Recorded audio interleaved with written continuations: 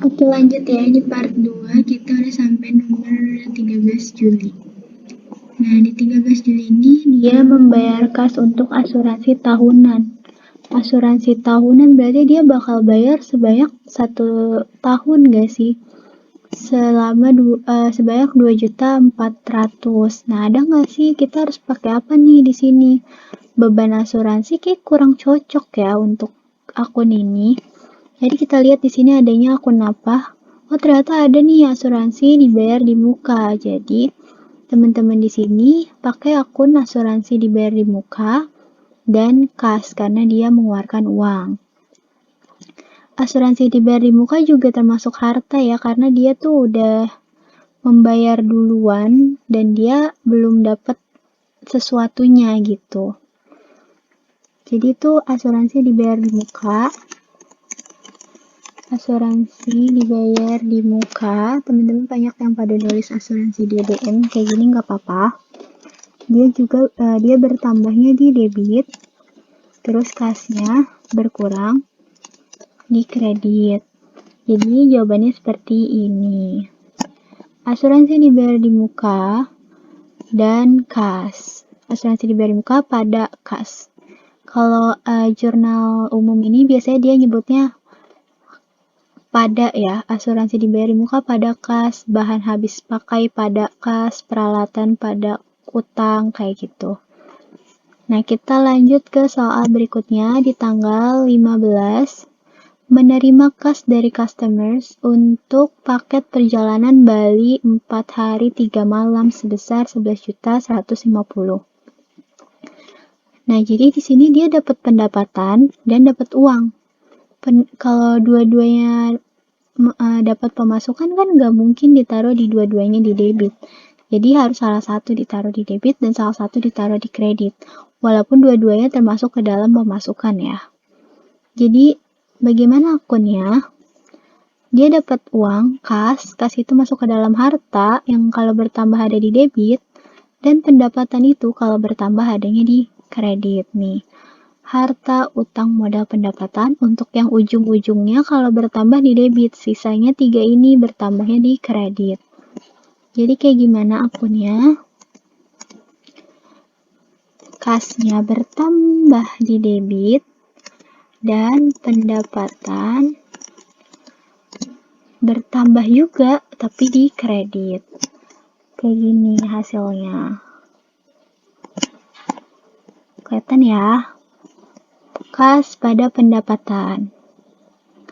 Lanjut kita ke soal berikutnya. Di tanggal 17 membayar kas untuk beban lain-lain. Oh, beban tuh gampang banget. Pokoknya kalau membayar beban itu berarti tulisannya beban pada kas. Simple aja kayak gini. Beban lain-lain pada kas. Bebannya bertambah, kasnya berkurang sebesar kayak gini. Ya, pokoknya kalau bayar beban itu sebenarnya paling gampang, cuma beban pada kas. Tinggal bebannya disesuaikan sesuai dari soalnya. Kita lanjut ke soal nomor 19, membayar utang pada kreditur. Apa nih yang berkurang? Oh, ternyata kas kita berkurang karena kita mengeluarkan uang untuk membayar hutang. Dan hutangnya kita juga berkurang, tapi walaupun dua-duanya berkurang, tetap salah satunya harus ada di debit dan salah satunya harus ada di kredit. Jika hutangnya berkurang, ini berkurangnya ada di debit ya teman-teman. Kan UPB. Nah, ini bertambah di di kredit. Kalau berkurang ya tinggal kebalikannya di debit kayak gitu. Terus kasnya juga berkurang. Kalau kas berkurang ya di kredit karena kan aset kan dia. Kas termasuk ke dalam aset. Kayak gini, sesimpel ini aja udah jadi. Kita lanjut ke soal berikutnya di tanggal berapa nih? 22. Membayar cicilan wesel yang telah jatuh tempo. Jadi wesel itu sebenarnya kayak utang gitu loh, surat perjanjian gitu. Tapi di sini dia nulisnya wesel. Jadi kita tetap harus pakai akun wesel ya. Kalau dia membayar cicilan berarti gimana nih? Berarti kasnya kan berkurang kan? Kasnya berkurang di debit. kasnya berkurang dan si weselnya juga berkurang, tapi di debit kayak gini. Kasnya berkurang di kredit dan weselnya berkurang juga tapi di debit. Kita lanjut ke soal nomor 25. Menerima tagihan untuk jasa pembuatan cetak biru yang jatuh tempo bulan Agustus. Jadi kalau ada kata-kata tagihan di sini biasanya dia beban. Kita lihat di sini ada nggak sih yang termasuk ke dalam akun-akun cetak biru ini. Kalian nggak ngerti, kalian tinggal cari aja kalau misalkan kalian nggak ngerti, tinggal cari aja akunnya apa ya di sini. Oh, ternyata ada nih beban cetak biru. Berarti untuk soal nomor ini ya pasti pakai akun beban cetak biru. Kayak gitu. Untuk jatuh tempo bulan Agustus. Jadi dia nih belum ngebayar utang sebenarnya. Dia baru menerima si tagihan ini. Dia belum mengeluarkan uang gitu. Jadi gimana? Utangnya bertambah kan. Soalnya dia ditagih nih. Oh, utangnya jadi bertambah gitu. Sebesar 17.300. Jadi gimana akunnya? Beban cetak biru ini bertambahnya di debit dan si utang usaha juga bertambah tapi di kredit kayak gini. Oh, udah diturunin ya, lupa, maaf, nggak ngeh. Kita lanjut ke soal berikutnya. Di tanggal 28 Juli dia mencatat pendapatan atas paket tur, tapi dibayarnya masih bulan depan atau bulan Agustus, masih bulan depan. Jadi dia udah tetap dapat pendapatannya bertambah, tapi dia belum dapat uang, jadi masih berupa piutang kayak gitu.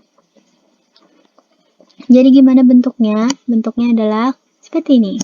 Piutangnya bertambah. Piutang kan termasuk ke dalam aset ya.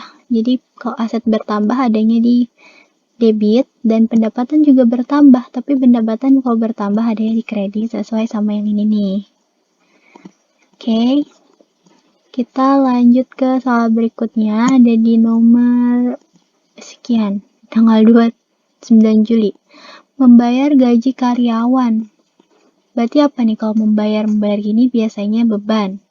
Nah, ada nggak nih beban? Oh, ternyata ada beban gaji di sini.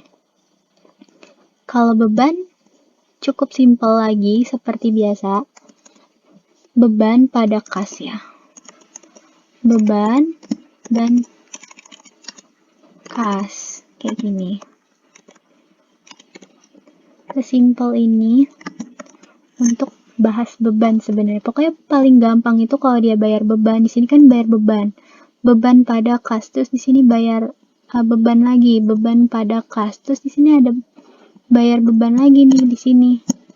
Beban gaji pada kas gitu. Sebenarnya beban itu yang paling mudah sih kalau menurut aku. Kalau ada soal beban, udah kayak ada template-nya aja begitu. Beban pada kas kayak gitu. Kita lanjut ke soal berikutnya. Oke, soal terakhir. Membayar bahan bakar oli perbaikan untuk kendaraan. Ini kira-kira apa ya? Beban lain-lain atau beban apa ya? Kita lihat di bawahnya ini. Oh, ternyata ada beban kendaraan nih. Berarti kita pakai beban kendaraan karena ini lebih masuk kan. Ini untuk kendaraan. Lebih, lebih make sense gitu loh.